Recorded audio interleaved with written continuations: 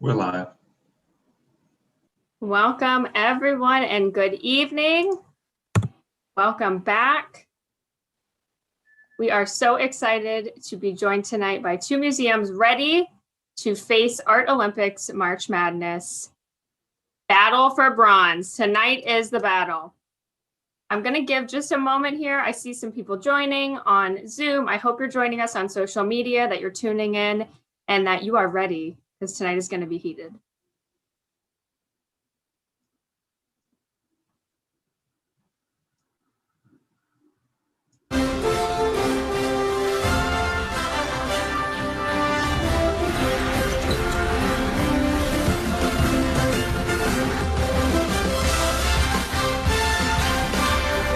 That is just a little taste of what is to come. Our intro music there to get our contestants hyped and ready. I hope you all watching at home are also equally excited, because tonight is going to be amazing. We are back tonight for Art Olympics Battle of the Bronze. My name is Megan. As I hope you all know, I'm from the New York Museum of Art, and I'm going to be your host tonight. I would love for you to tell me in the comments below where you're joining from, what state or city you are tuning in from. We hope that we are reaching far and wide, and so it'd be great to know. Are you here from the NYC metro area? Are you tuning in from Columbus or perhaps the Ohio area? Let us know in the comments. We'll see who's in the bleachers, who's in the stands tonight, and what kind of fans we've got going on. If you joined us last time, we saw Brooklyn Museum and New York Museum of Art battle it out. Then we saw the Milwaukee Art Museum and the Columbus Museum of Art compete, and that completed our first round of our March Madness bracket. Tonight, we are back for round two because we cannot get enough. So tonight we're joined by Brooklyn and Columbus, who are going to go head to head. They will compete in 10 brand new rounds. I don't know if everybody knew that, but we have 10 brand new rounds you've not seen before. And they're going to showcase 20 works of art. So each museum is going to have 1 minute to present to you their work of art. At the end of each round, as you all know, we need you to tell us who you think the winner is. Write in the comments, or on Zoom here, you will have a poll feature that will pop up and you can click the one that you choose. Welcome everyone tonight. We have people all over. We've got New Jersey, we've got Nevada, we've got Columbus. Welcome, welcome, welcome. It is so exciting to see where you all are joining from, and we are so excited to have you here tonight. So I want to introduce you to our contestants. We have some wonderful contestants joining us. From the Brooklyn Museum, we're joined by three of the people behind Ask Brooklyn Museum, which is a texting app that allows museum visitors to chat about what they're seeing in real time in the galleries. So we are joined by Forrest Pelsu, audience engagement team member. Hello, good evening. Bring it on. We have Elizabeth Treptow, audience engagement team member. Hello. And we also have Gina Vasquez, audience engagement team member. Hello, everyone. Welcome, Brooklyn. For those of you who have not made it to the Brooklyn Museum, just a little bit about them. They are an art museum located in Brooklyn in New York City. It is New York City's third largest in physical size, and it holds an encyclopedic art collection with roughly 1.5 million works. The Brooklyn Museum's mission is to create inspiring encounters with art that expand the way we see ourselves, the world, and its possibilities. Welcome tonight, Brooklyn. And from the Columbus Museum of Art, we are joined back by Amber Nagy, Visitor Experience Security Supervisor. Hey, everyone. We have Nat Hickman, Sales Associate and Social Media Ambassador. OH. And we have R.G. Barton, Visitor Engagement Associate. Good evening. Welcome, welcome. You're getting some IOs in the comments there, Nat.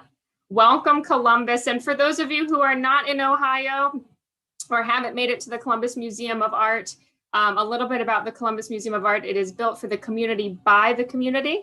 CMA, as it's known, is located in downtown Columbus, and its galleries are filled with works that manifest creativity.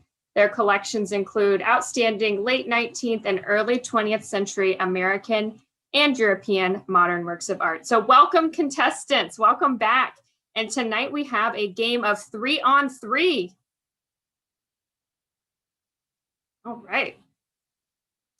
As a reminder for our contestants tonight, a little bit about what we have going on. You're each going to have 1 minute to defend the work of art that you chose to present. So if you go over time after a minute, you're going to hear this sound. Did everybody hear that?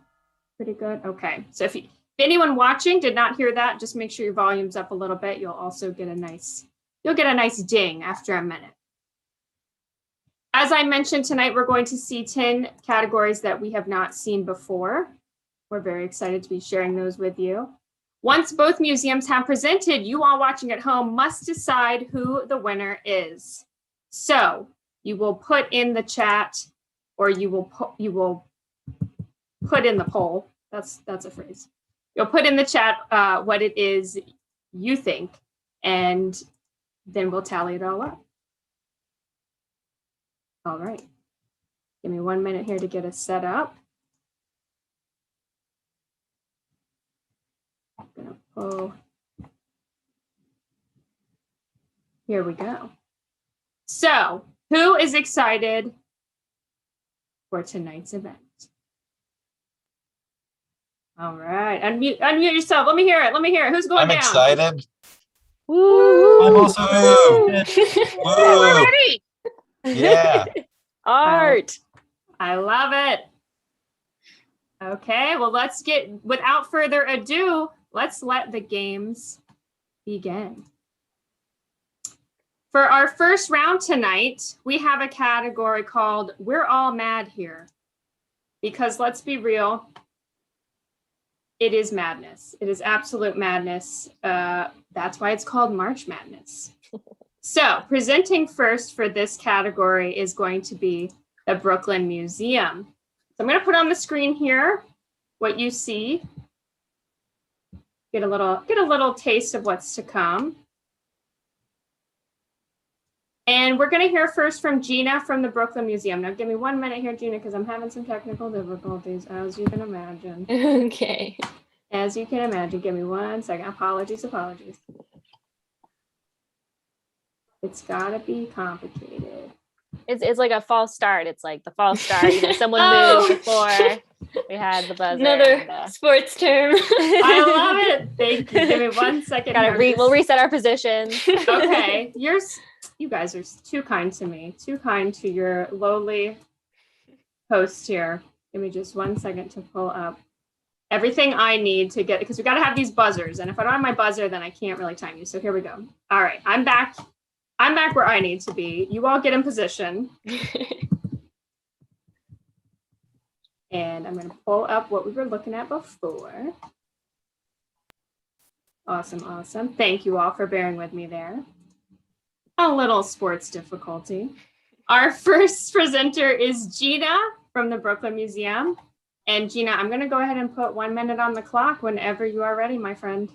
Sounds good. I'm ready.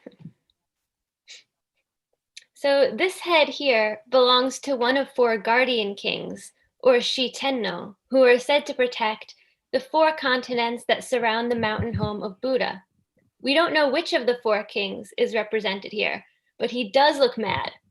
In Buddhist temples, statues of these guardian kings are placed around statues of Buddha or other deities to stand watch over them.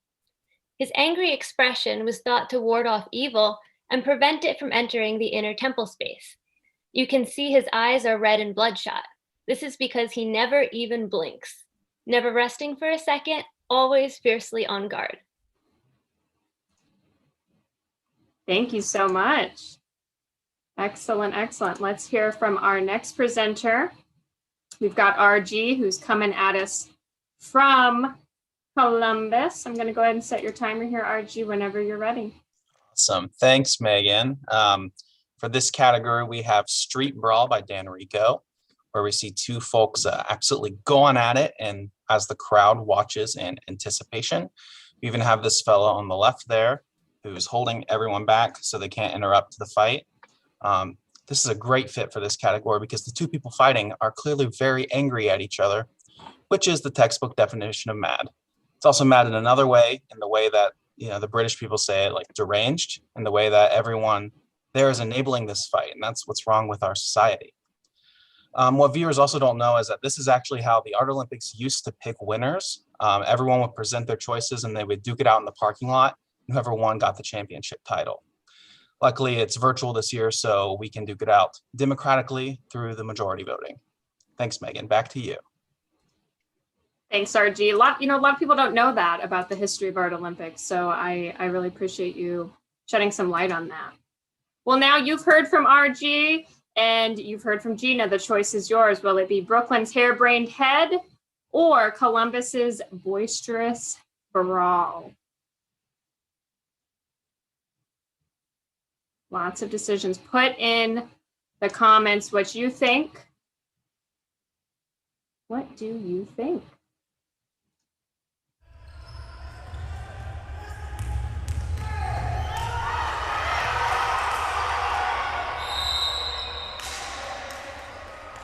All right. We've got one more second to vote. Will it be the boisterous brawl? Will it be the harebrained head? The choice is yours. I'm going to end our polling in about 2 seconds. And I'm going to share our results. It looks like for this round, boisterous brawl takes it. Let's move on with that to round 2, Dream Team. Let's move on to Dream Team. So first for Dream Team, we're going to hear from Columbus. Got our 2 amazing works of art here on the screen. And I believe Columbus, we're going to hear from Amber. Is that correct? Yep. All right, Amber, let me pull up your timer here and whenever you're ready. All right. So this is Candy by Julie Blackman. This is part of her Domestic Vacation series. So she was inspired by Dutch genre painting, which you can see in the background there. And she liked to take pictures of kind of representing the chaos and the stress of everyday family life. As you can see, these kids are already in the midst of causing a bit of chaos. There's also some farm animals that have made their way into the house as well. So I think this is the best dream team if you're trying to start something and you want to cause a little bit of chaos. Thank you so much. Thank you, Amber. Let's turn it over to Brooklyn. And we're going to hear from Elizabeth. I'm going to put 1 minute on the clock, Elizabeth, whenever you're ready. All right, let's do this. Have you ever been so tired that you've been abandoned by reason? Here, Goya shows what scary things appear in the absence of reason or when reason is sleeping. In this nightmarish fantasy, our illogical friend is attacked by a literal dream team, which includes bats, owls, and a lynx, all creatures in the Spanish folk tradition that are related to evil and mystery. Goya and other Enlightenment era intellectuals believed that reason itself could protect one from the darkness. With your protector out of commission, you may be subject to this team. No one said it was a good dream. Thank you, thank you. Thank you both teams for presenting your dream team. But now I want to hear from the audience. The choice is yours. Are you going to choose Columbus's Children of the Candy Corn or Brooklyn's Power Napping with a Parliament? And just a fun fact here, I had to look up what a flock of owls was. So that's what Parliament is. It's a flock of owls. Fun fact, didn't know that. The things we do. Always bonus points for alliteration. Thank you, Elizabeth. I try. I just thought it was a tie back to Goya being European in their parliaments there. That could work too, Nat. I like that. Tell us what you think. Is it Children of the Candy Corn? Is it Power Napping with the Parliament? Tell us in the comments. Let us know. Your voice and your vote matter. We want to hear from you. I'm going to give 2 more seconds here. And we have to move on to our next round.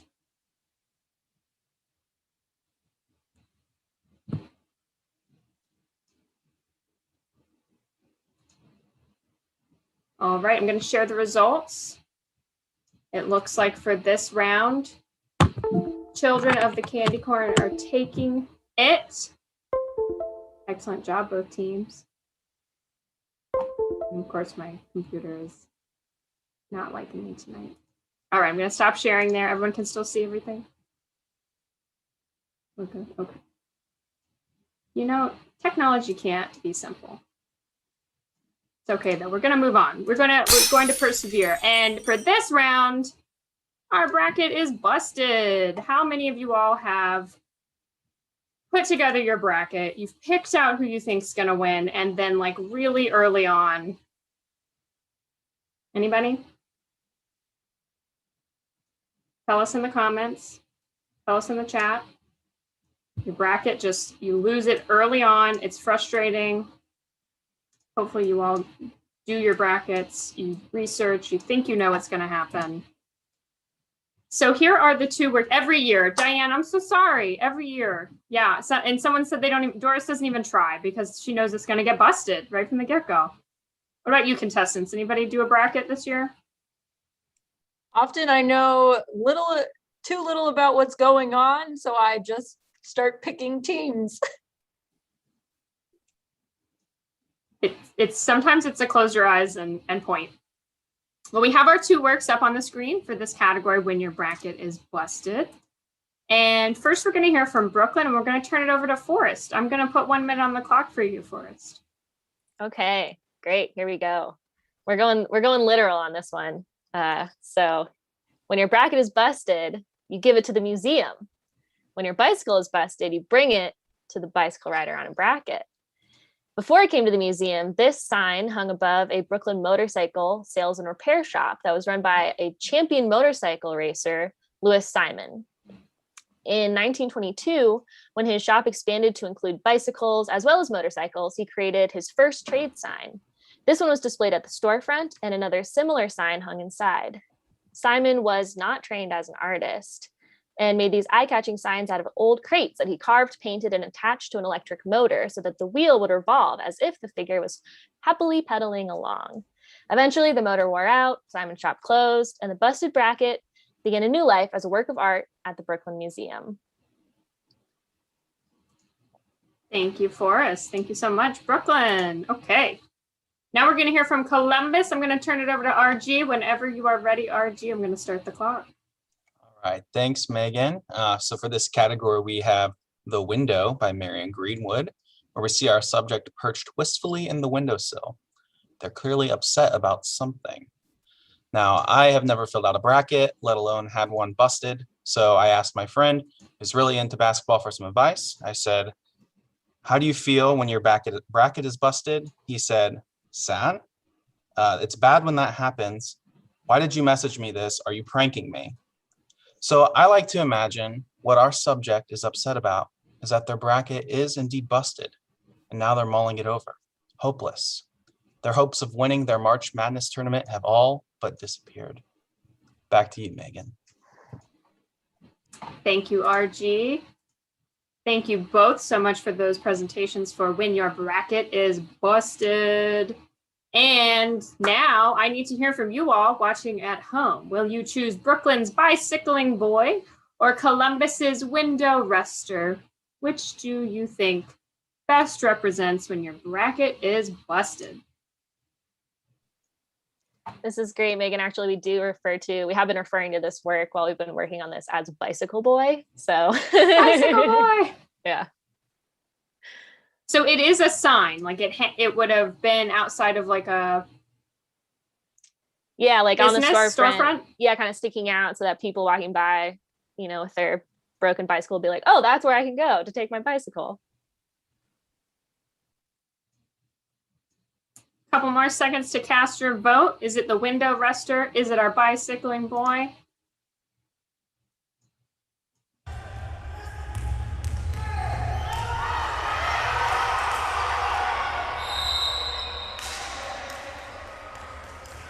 All right, let's see what everybody has to say. It looks like the results here on Zoom are for window rester. Now, I want to remind everyone watching that, as you know, and I say every time we play Art Olympics, that we are receiving more votes on social media. So this gives us a little indication of where the teams are, but it is not all the votes because more are coming in and we have our referees behind the scenes managing those and tallying those votes. So why don't we head into our fourth round, Courtside Seats. Courtside Seats. Anybody, any of my contestants ever gotten tickets with Courtside Seats? I'm seeing a lot of this. Not to a basketball game. What kind of game was it for us? I've once had, I guess, what you call courtside seats to a rodeo. I'm from shout out to Nevada, from Reno, Nevada. So love it. Yeah. A little bit of a messier, dustier courtside seat. Yeah, right? the stakes are a little higher on that one, I think. Susie in the comments says tennis, that she's done courtside seats for tennis. Very appropriate. I love that.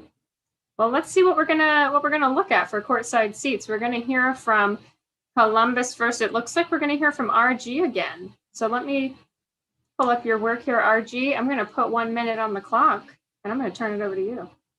All right, thanks, Megan. For this one, we have Primo on the Ropes by Joseph Webster Golinkin, where we see a depiction of the 1934 Madison Square Garden Bowl championship fight, where the champion, our titular hero, Primo Carnera, was defending his title against a guy named Max Bear. This moment is the moment that Bear took down Primo down for the final time and won the title. Primo lost everything. But we all know the best seats at any sporting event are the seats on the court side. You see the audience members, they're getting to see their hero Primo in his final moments. I bet they remember that for the rest of their lives. How are you supposed to get an experience like that in the nosebleeds? Even the viewer, even us, we're sat a few rows back. We can only imagine what it's like in the front row. And as much like at SeaWorld, where the first few rows might get wet, in this case, the first few rows may get primoed. Thanks, Megan. Back to you. You are very welcome. Thank you. And it looks like our alarm sound changed just a little bit, but you made it just in the nick of time. I'm going to turn it over now to Brooklyn, where we're going to hear from Elizabeth. Okay. You think you have great courtside seats, but are they eternal? The subject of an ancient Egyptian block statue is depicted in a comfortable crouching position, wrapped in a heavy cloak, all ready to be placed in a temple courtyard in order to watch processions and other important religious activities for all eternity. The cloak, a garment that came into fashion in the 12th dynasty, also serves as a smooth surface for ample inscriptions. From the inscription here, we learn that Senwosret Senebefni held the title of steward of the accounting of the cattle, that he is accompanied by a woman, likely his wife, named Itneferu Seneb, that he wished to address the funerary god Ta-Sokar, and that this statue was commissioned by his brother, a priest named Redi En-Ta, who set Senwosret Senebefni up for life and the afterlife. Thank you so much. Thank you, Elizabeth. Thank you, RG. I'm going to put both works here up on the screen for you to remind you of the wonderful things we just saw. And I want to hear from you all. So which will you choose? Will you vote for our seated sovereign or our rival on the ropes?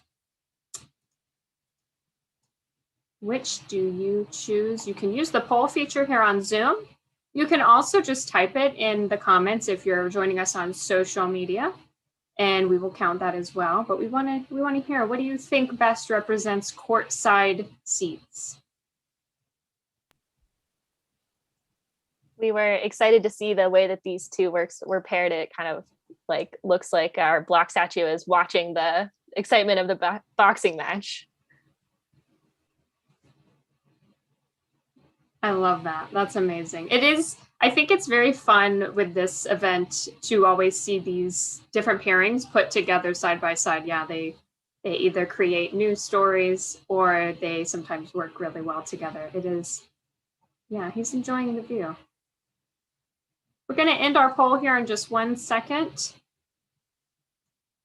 And it looks like for this round, Rival on the Ropes has taken it. But remember, we have more votes coming in online on social media. We're pulling those out. We're We're counting those frantically. It looks like we're now coming to our halfway point. We've gotten through, we're in our 5th round. And this round is called Run Out the Clock. Run Out the Clock. I'm going to show you the 2 works we're going to hear about in just one moment. But first up, we're going to hear from Brooklyn. And we've got Gina here to share with us a little bit about this work of art. I'm going to put 1 minute on the clock for you, Gina. Great. So this collage by Nancy Spiro, who's from Cleveland, Ohio, depicts women from different cultures and times in history. The figure in yellow is running in celebration and represents the athlete figure that's often portrayed in Spiro's work.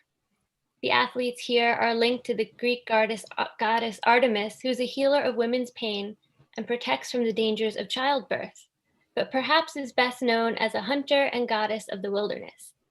The freedom to run also represented to Spiro a level of liberation and bodily autonomy she wished women had. Spiro wished to construct a, quote, simultaneity of women, running united across time and space. Thank you so much, Gina. I'm going to turn it over now to Columbus. We're going to hear from Amber. Amber, whenever you're ready. All right, so we've all been there. It's the end of the day, you're at work, you're just waiting for the clock to run out so you can clock out for the day and go home.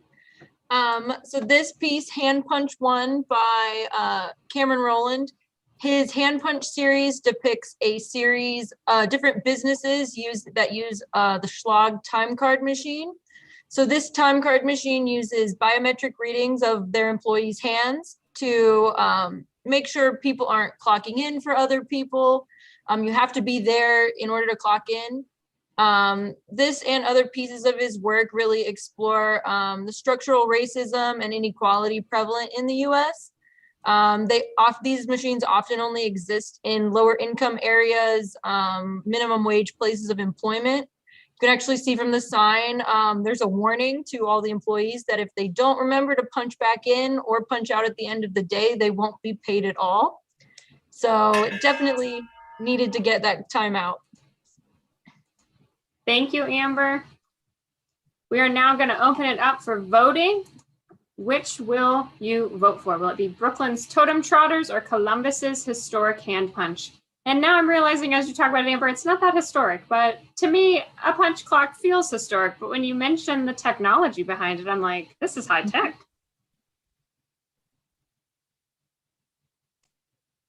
Vote now or write in the comments. Tell us what you think. Will it be the hand punch? Will it be the trotters? Which do you think is best for the category Run Out the Clock? I have coworkers in the chat thinking they might have forgotten to punch out. And if you forgot to punch out today at work, please go ahead and text or call your supervisor, let them know, because there's going to be some paperwork that you probably have to fill out. Going to give just one more second for voting. Let us know what you like best.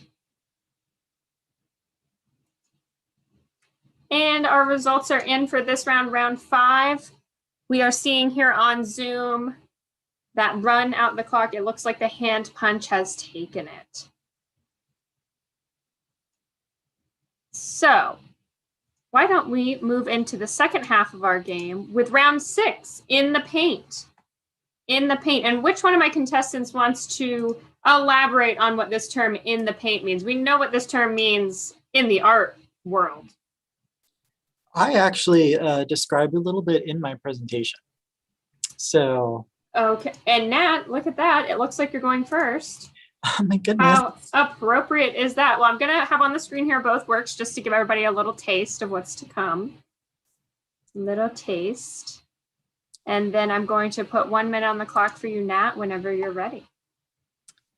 All right, so Cascade by Stanley William Hayter is a 1959 color-etched piece and puts the abstract in abstract expressionism. In the Paint is a basketball reference referring to the free throw lane and asks athletes to be aggressive because it's a far shot. And Stanley William Hayter was born in England, which is a far shot of his global sphere of influence being one of the most influential printmakers in the 20th century. Also, cascading of paint similar to the swish known in basketball. Thank you so much, Nat. Thank you. Next, we're going to hear from Brooklyn, and I have Elizabeth presenting this one. Whenever you're ready, Elizabeth. Get my trusty sip of water. Okay, got another abstract expressionist work here. Ed Clark went hard in the paint and with the paint. Part of a wave of artists who began painting on the floor in the 1950s, he is known for his experimental approaches to art making. He often used a 48-inch push broom for paint application and incorporated such tools as rollers, rags, and his bare hands. Critics have identified Clark's use of the push broom as a symbol of labor and the types of jobs available to the Black Americans moving north, like Clark himself, during the Great Migration. The brush strokes themselves are the subject of the painting. The mixing of paint color occurred entirely on the canvas. Clark said that one of his goals was to give nondescript color movement, and he said, "It struck me that if I paint a person, no matter how I do it, it is a lie. The truth is in the physical brushstroke, and the subject of the painting is the paint itself." Thank you so much, Elizabeth. Thank you so much, both museums. I'm going to put your works back on the screen here for everyone to have a look at in the paint. So which will you choose? Will it be Untitled by Brooklyn or Cascade by Columbus? So give us your vote or tell us in the comments which you think best represents in the paint. And I happen to have my virtual background, as it were, has a little paint here. So that blue part, when I did some Googling, I learned that the blue part there is the paint, and it's like the closest part to the basket. I guess the most opportunities to get a goal happens in that area. Correct me if I misspeak. Tell us your vote here. Will it be Columbus's Cascade or Brooklyn's Untitled? Which do you like best? Which calls out to you? I'm going to give you 2 more seconds. I know it's a tough decision. We have 2 abstract paintings here, and I know, it's hard. Another really, really beautiful pairing with these two. Agreed. I was kind of thinking that Brooklyn might also bring some abstract expressionism here. It's a good fire versus fire match.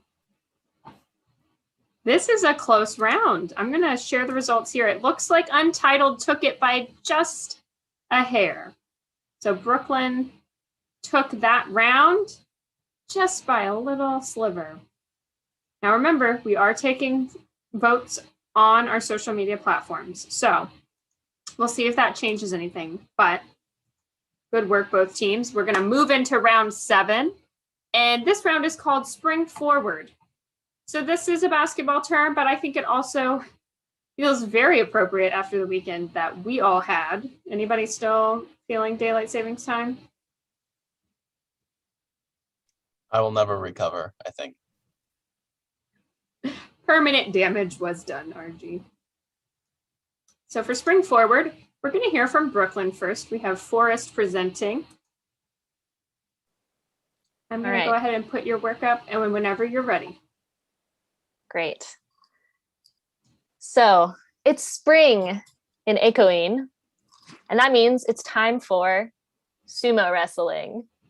The grounds of the Ekoin Buddhist temple hosted a semi-annual sumo tournament, and fans of the sport would flood the temple precincts in anticipation. In this print by Utagawa Hiroshige, 5th in his series of 100 famous views of Edo, we see the iconic Mount Fuji in the distance, but the composition is largely dominated by a giant drum tower. Utagawa draws our attention upwards from the white sails of the boats and the white snow on the mountain to the 2 white cloths that hanging from the tower. All of the spectators' eyes would be on these cloths as well, because they indicate that the weather on this spring day is suitable for a sumo match. So game on. Thank you so much, Forrest. I'm going to now turn it over to Columbus. We're going to hear from Nat. Hello. A sumo match indeed. It's very, very intimidating. Anyways, so the Promenade by Maurice Pendergast is a stark reminder that, as Megan mentioned, we got an hour less of sleep last week.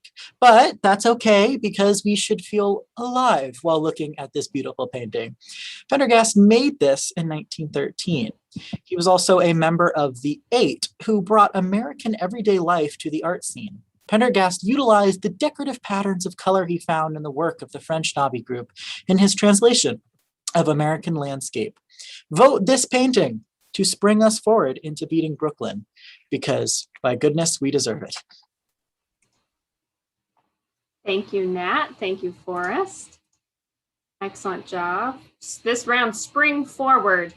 We need to hear from you all. Will you choose Brooklyn's hand-carved Hiroshige or Columbus's painted Pendergast?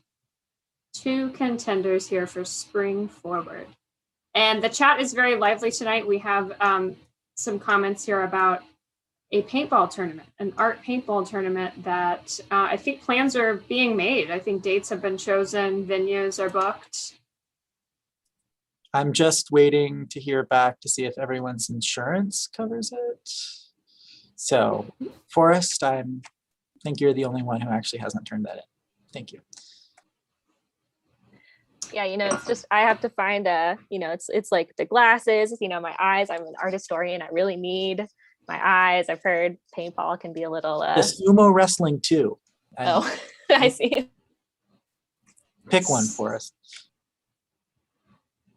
Amazing. I'm going to give one more second for voting. Is it the Pendergast or is it the Hiroshige? Which will you choose for spring forward? Or are you all so tired from the hour you lost that you're not even awake to do this voting? So we need to know. Tell us in the comments. How are you doing? How is everyone holding up? Hopefully big cup of coffee. I'm going to share the results here for our Zoom voting. It looks like the Pendergast has taken it here on Zoom.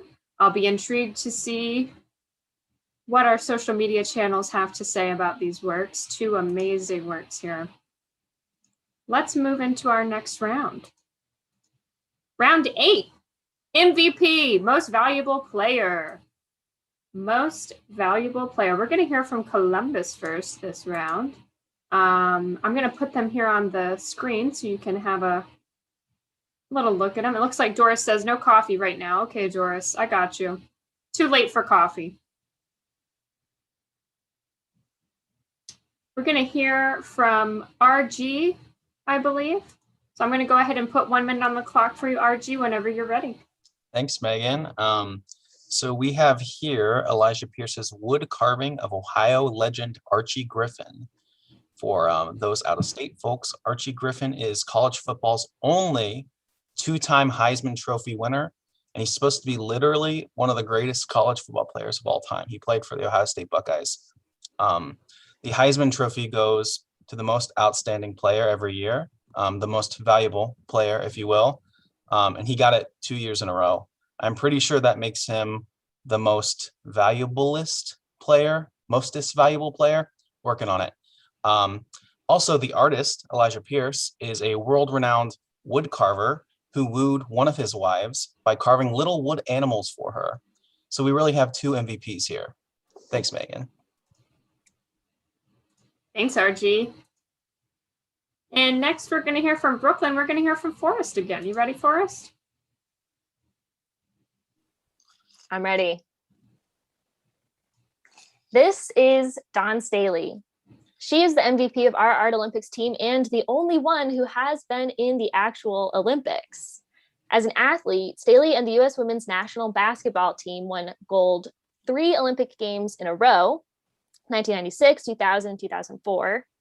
And then she picked up another 2 gold medals as assistant coach in 2008 and 2016. In 2017, she became head coach.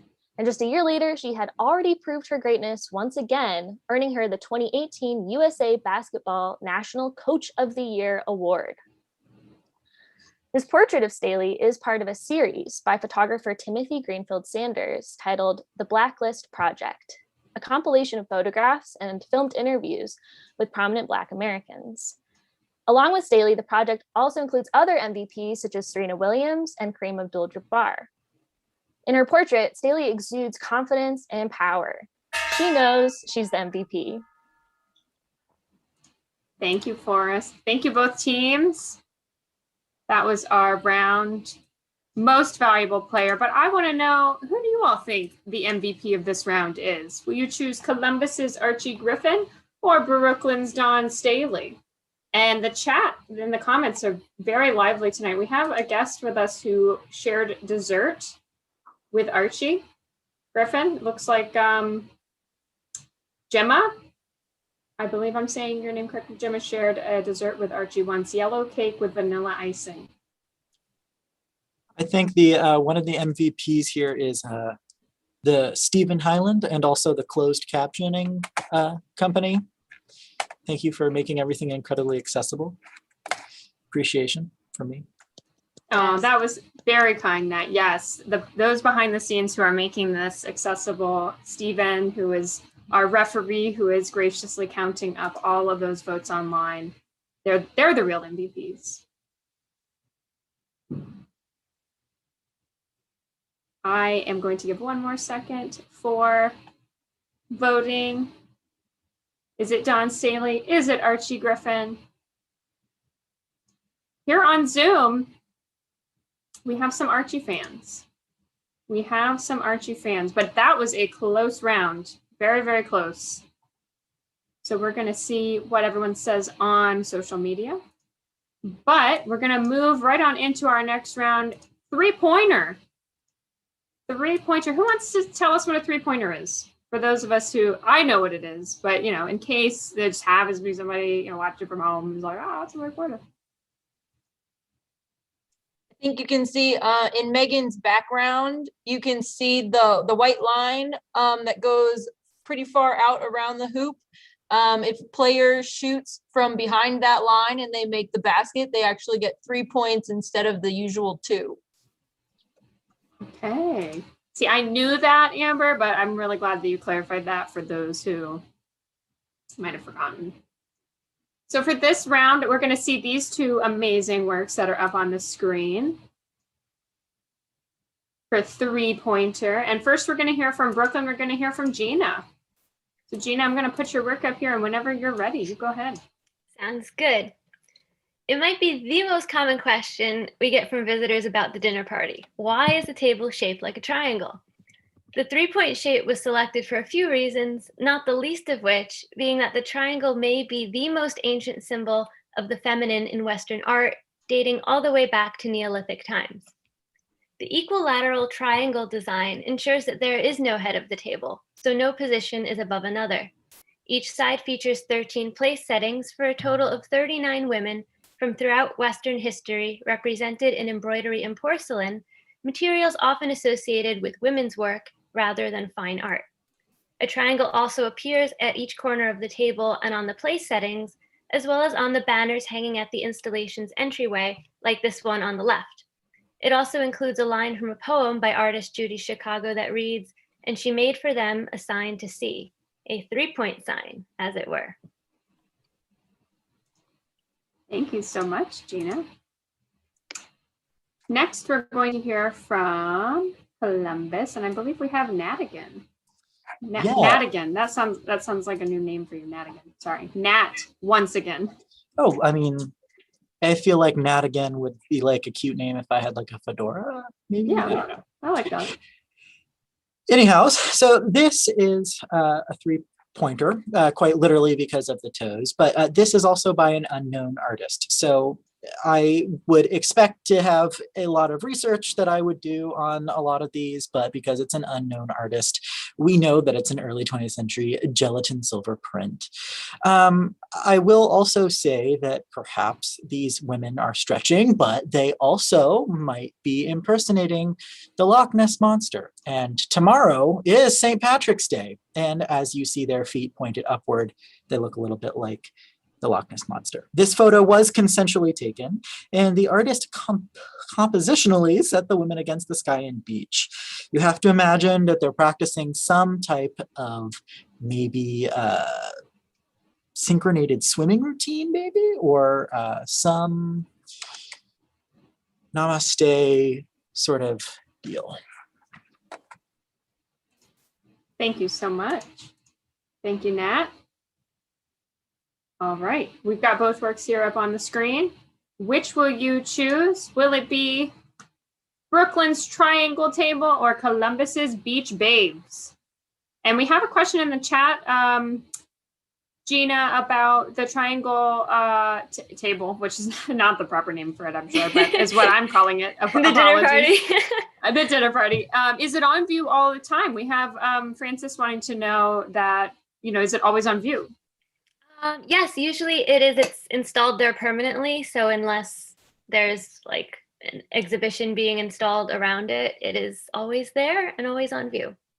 We built that triangle gallery just for it. Thank you. Thank you. Also, to hopefully save myself here, yes, the Loch Ness Monster is Scottish. Nessie is Scottish, not Irish. I apologize.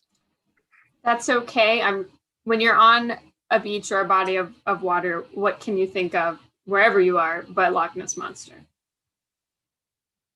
When you look down across.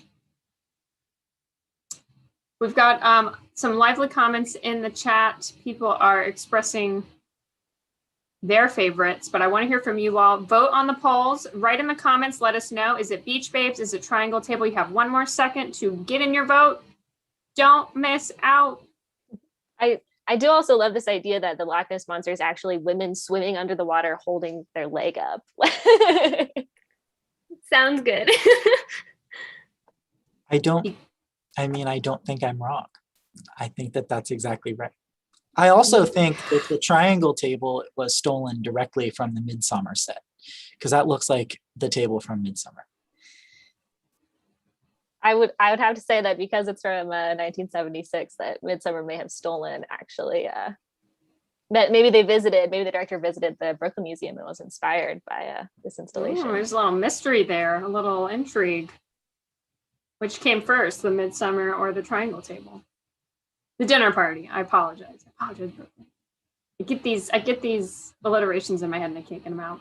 I'm going to share now what we have here on Zoom. So Triangle Table, dinner party is the fan favorite here on Zoom. Let us know in the comments which you voted for. I'm going to stop sharing those results. And we are going to move into our last round. So sad when we near the end of our Art Olympics, but this one is called Jump Shot. Amber, why don't you hit us with what a jump shot is? This one I'm not actually sure about. I'm pretty sure it's just jumping and shooting the ball and kind of hoping for the best. We all feel good with that description? I think we're all feeling good with that. As long as we have consensus. It's like exactly, RG. We decide what a jump shot is right here, right now. All right, I have our two works up here on the screen for you to have a quick sneak peek at for jump shot.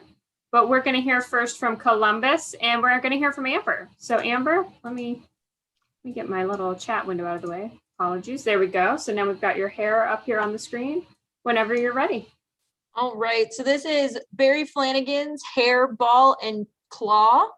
Barry was a British artist, well known for his rabbit sculptures. This rabbit, he is shooting the ball. He's also standing on the ball, so you can see it. There's a claw on top of it, but he is standing there, jumping, trying to do his best and shoot for three. So we've got double jump shot there is what I'm hearing, Amber. We're going to move on to Brooklyn. We're going to hear from Elizabeth. Whenever you're ready, Elizabeth. All right. As we conclude with a work by James Tissot, know that this is just one of 350 watercolors the artist produced depicting documented and imagined scenarios from the life of Christ, and that we considered using a different one for each and every round of this competition. We couldn't resist the temptation to include just one. One which depicts a temptation of Christ by the devil, the one where the devil challenges Christ to jump, or, according to Matthew, the devil taketh him up into the holy city, and setteth him on a pinnacle of the temple, and saith unto him, If thou be the Son of God, cast thyself down, for it is written, He shall give his angels charge concerning thee, and in their hands they shall bear thee up, lest at any time thou dash thy foot against a stone. Christ is not tempted to test God, and at this, his third refusal, the devil finally leaves him alone. He didn't jump, but he had a shot.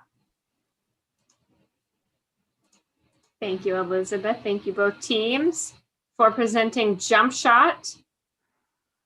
Which will you choose? Voting is open now. Will it be Columbus's Hopping Hare or Brooklyn's Carried Christ? And we have a new hashtag trending here in the comments, hashtag Team Tissot.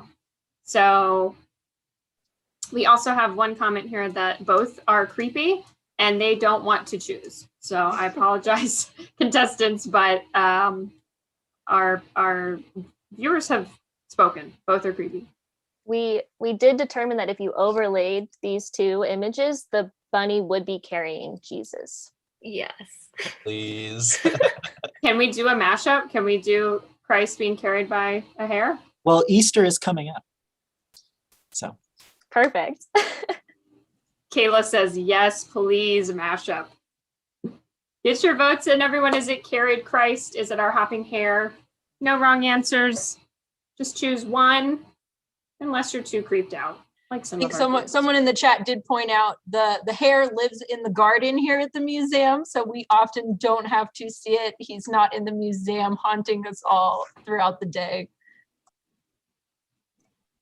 But during the night, he comes inside and stalks the halls. How big is the statue? Is it very tall or is it like rabbit sized?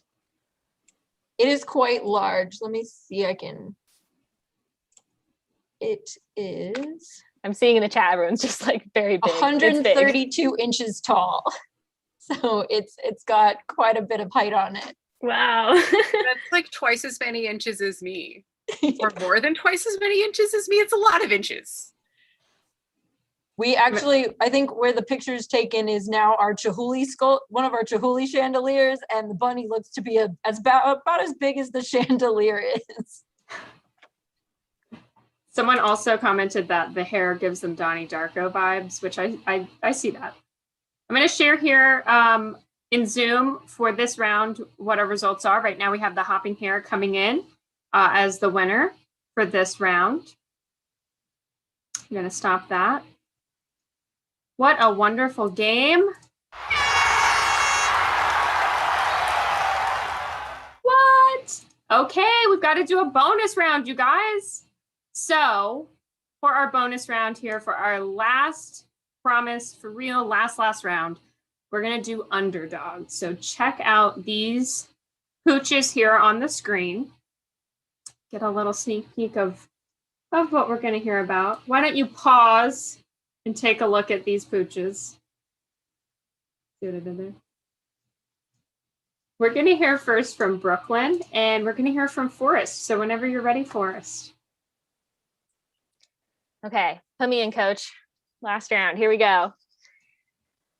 Like a bridge between the wild and the domestic, two obedient hunting dogs sit at the base of this sideboard, steadfastly supporting both their master's meal and the act of retrieving it.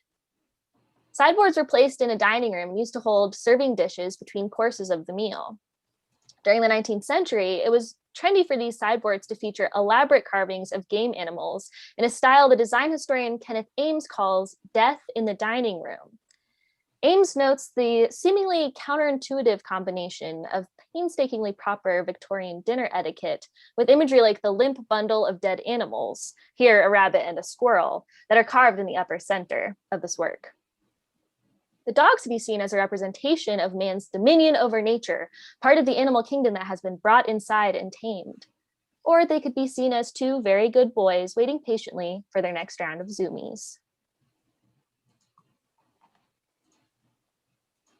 Thank you so much, Forrest. We're going to hear next from Amber at Columbus. So whenever you're ready, Amber.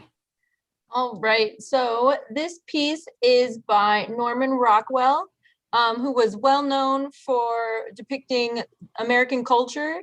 He, over the course of his career, he painted over 300 covers for the Saturday Evening Post, spanning over about 5 decades, including this one, which ran as the cover on August 22nd, 1953.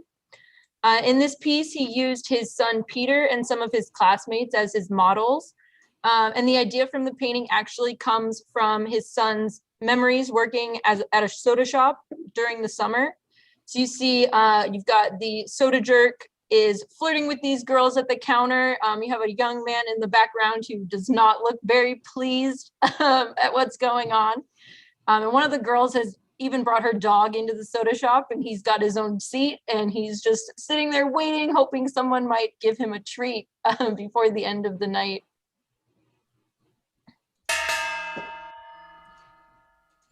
Thanks, Amber. Thank you both teams for presenting Underdog. Which is the best underdog? Will it be Brooklyn's Walnut Tail Wagger or Columbus's Perched Pooch? Which will you choose? Project at them all. Oh, project manager from the chat, I don't know who that is, said an ice cream soda sounds great right now. Looks like it could be from Graders, which I will mention that I used to work at Graders. So Graders is a Ohio-based company, and it is a great ice cream place, and their ice cream sodas are great. However, they are actually the least popular thing on their menu now, I think. Are you advertising for Graders right now? No. What Are you getting Graders kickbacks? No. This is not a promotion. But if it were, it would be /CMA wins bronze. Just saying. Round Underdog is brought to you by Graders. We also have a comment from project manager that they really liked Jan's in Brooklyn. Does any of our BKM team know about John's? I might be saying it wrong. Or the Blue Marble. I'm a big I know about Blue Marble. Yeah, I was gonna say I'm a big Ample Hills fan. Yes. There was another one that closed. That's not helpful. I'm sorry. I know there used to be like an old-fashioned soda shop in Brooklyn, but I can't remember the name of it now. They had like egg creams. Anybody had an egg cream? The pharmacy, I think it is. Thank you, Gina. Yes. Is that place still open? I think they recently closed. This round is brought to you by ice cream shops that close. Saddest round. The saddest, the underdog round. Trying to bring them back. So here on Zoom, our Perched Pooch is the winner. Our Perched Pooch, that is our official last round. So we're going to take a moment here. What I want to know from you all watching at home while we calculate the scores is what questions do you have for our contestants? So please put them in the Q&A or put them in the comments. Let us know if you have some questions about works you've seen, about their museums. Maybe you just want to pick their brain and know more about them.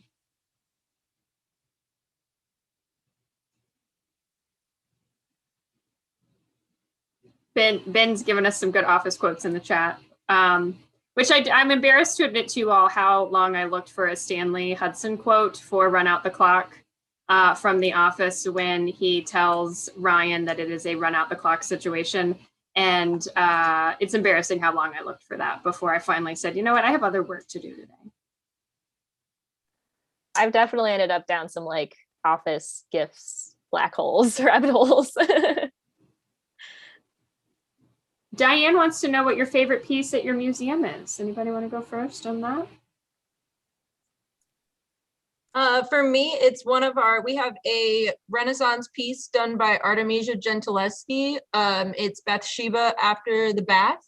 It's actually in London right now as part of their big Bathsheba show. It's always been near and dear to my heart.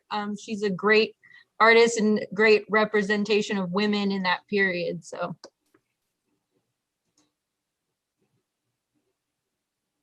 I'm a big fan of the dinner party. So I was happy we got to include that. And I saw a question about if it was made for Brooklyn Museum. It was not. It was completed in 1979 and then actually toured both the US and the world. I believe it toured some internationally and then kind of was sitting in storage until Brooklyn Museum acquired it in right around 2007. But yeah, that one I could look at all day long. I think for me, we presented it the first week of Art Olympics. It was the Kehinde Wiley. I think that's one of our most like iconic pieces. I think I remember that from like when I came to the museum when I was like a kid. So I think that one's really close and dear to my heart. And then also there was a piece that Amina Robinson did, which is the exhibit that we have now. And it also had Elijah Pierce. It was a collaboration of the two, I think. And that was really great too. I love collaborative art pieces.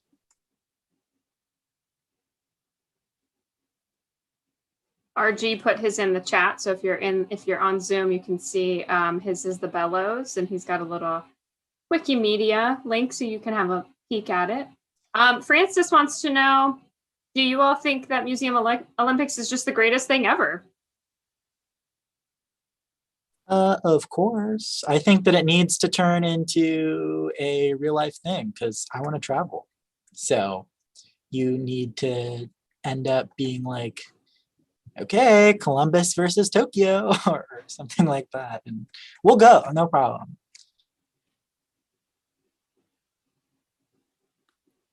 Found another dinner party question in the Q&A section, which is apparently separate. The dinner party is included with general admission for those of you wanting to know. Excellent. And thank you, Elizabeth, for keeping tabs on the Q&A down there. I appreciate that. And before we move into, it looks like the referee is almost ready, but before we move into that portion of the event where we reveal the winner of tonight's Art Olympics, if Brooklyn and Columbus could just give us a little sort of shout out about hours. Are you open? Can people come visit? What's going on? Let's have Brooklyn go first. What's going on at Brooklyn? Anything big you want to shout out or let our visitors know if they're in the NYC metro area or looking to be in the area soon? Well, we are definitely open Wednesdays through Sundays. We just opened 2 new exhibitions, one of Cause and then another of Lorraine O'Grady. I would recommend them. Yeah, and definitely we recommend booking your tickets online in advance if you can, although there are some on-site tickets available for walk-ups. Thank you. That is so good for us to know. And what about you, Columbus, for all of our Ohioers? That's not what they're called. Yeah, we are open. We've been open for a little while. We are open Tuesday through Sunday, 10 to 5. And we also stay open late on Thursdays until 9 o'clock. And you can get tickets on our website as well. We have a great Amina Robinson show. She was a local artist who's near and dear to our hearts. That one's up till October. And then after that, in November, we'll have a Van Gogh show that's been a bit delayed, but we're really excited to have it here in Columbus. So lots of great stuff to see. Amazing. Okay, so go check out Brooklyn. They've got Cause up. Then go over to Columbus, check out Van Gogh, and then on the way back, hop on over to New York Museum of Art. We're going to open in June, or check out one of our virtual programs like, I don't know, Art Olympics Going for Gold next Tuesday night, 8 p.m. Eastern Standard Time. Sound good? Sounds like a road trip. I don't have anything scheduled because, you know, I was holding it. I was told to hold it because I was hoping to compete then. But I guess since I don't have anything else to do, I'll go watch. Oh, Forrest. Making me sad. Well, it looks like it's time to announce who is taking home the bronze medal tonight. And you thought that when I said bronze, I was just joking, but I really and truly mean the bronze medal. So let's see who the winner of the bronze medal is.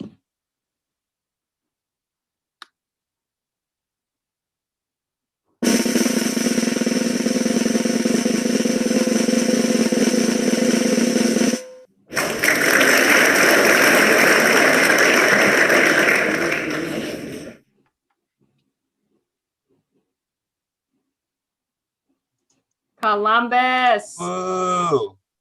Columbus, Columbus. Woo! All right, my winners. Both teams did an amazing job, but I'm spotlighting Columbus here. The votes are in. You've won the bronze. You've taken home the bronze. Any words you want to share to our viewers at home? I want to shout out to the team from Brooklyn. You guys, it's been great competing against you guys. And shout out to Megan. This has been a great event. We've had a lot of fun being able to put this to kind of come up with ideas and put it together. Yeah, thanks guys so much.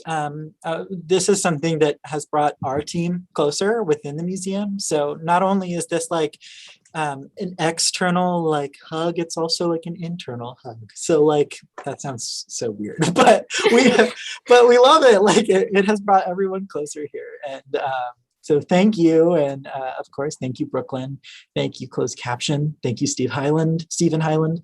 Thanks, Mom, Dad. The Academy. Oh, the music started playing. RG, any words? Yeah, I'd also like to thank the Academy. I think Matt had a few more people to thank. His list was long. I muted on purpose, RG. Oh, okay. It was a bit. Oh, it's really funny.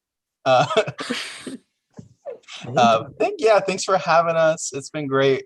What Nat said about internal hugs, and it was so much fun. Thanks for having us. Thank you all. Thank you all so much. Thank you, Brooklyn. So much work, so much time, energy went into this program from all 6 of our players from both teams. Amazing. Nat, I think your words of this bringing your teams closer together and kind of giving you all a new thing to do or work on is really encouraging and kind of fun in the art world, because sometimes things can feel business as usual. So it is fun to have an event that's like business is unusual. We have some comments in the chat that CMOA needs to send Brooklyn a pint of graters to recognize their great effort. So go ahead and get on Gold Belly and maybe order a little ice cream down to them. I just want to say one more time, huge thank you to both teams, both museums. Thank you, Brooklyn Museum. Thank you to Columbus Museum of Art. Great work, both of you. We've really enjoyed kind of getting a peek into your collection and seeing these works. I know for myself, someone who hasn't been to Columbus, it's been really intriguing, and to only have seen a small snippet of Brooklyn, it's been so great to see these works virtually. But most importantly, I want to thank all of you watching at home for playing along with us online. We couldn't do this program if we didn't have our 130 some viewers who stayed with us tonight, who voted, who participated, who got in the chat. We thank you all so much. We've enjoyed spending tonight with you. And we want to let you know that we couldn't do these virtual programs without you. So if you really enjoyed tonight's event, we hope that you'll consider a donation to the New York Museum of Art. We're going to put that link in the chat for you. The fun does not end tonight. We have one more night of March Madness. I know it feels like madness, but we have one more. So next Tuesday night, go ahead, put it on your calendar, stick it in your phone, write a little note, put it on the fridge. Do not forget, Art Olympics, March Madness, Going for Gold is next Tuesday, March 23rd, 8 p.m. Eastern Standard Time, 7 p.m. Central Time. So please come watch, see who's going to take home gold and silver. It is between the New York Museum of Art, and the Milwaukee Art Museum. So we hope all of you will join us. Thank you so much for coming tonight and for seeing the Battle for Bronze, one of the final rounds of March Madness. Thanks so much for having us. Thank you. Great Good game. Columbus. Congrats. We look forward to a rematch next season.